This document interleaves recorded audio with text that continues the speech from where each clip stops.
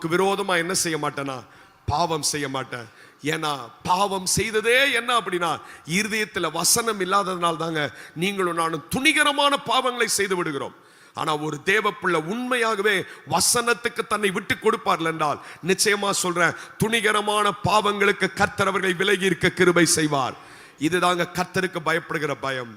வசனத்தின் மேல் ஒரு விருப்பம். சொல்லுங்க, வசனத்தின் மேல் விருப்பம், வாஞ்சை.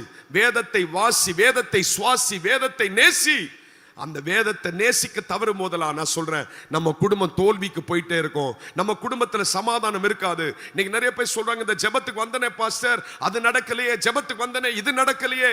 இப்படி ஒரு கேள்வி இருக்கும் என்றால் அத்தனை பேருக்கு ஒரே தீர்வுனா, வசனத்தை பிடித்துக் கொள்கிறவர்களுக்குள்ள தேவனுடைய செயல்களும் பலமா இருக்க கர்த்தர் கிருபை செய்வார். Coming to the word of God. இன்னைக்கு வசனத்துக்கு வர்றதுக்கு ஒரு கூட்டத்தாருக்கு ரொம்ப கஷ்டமா இருக்கு.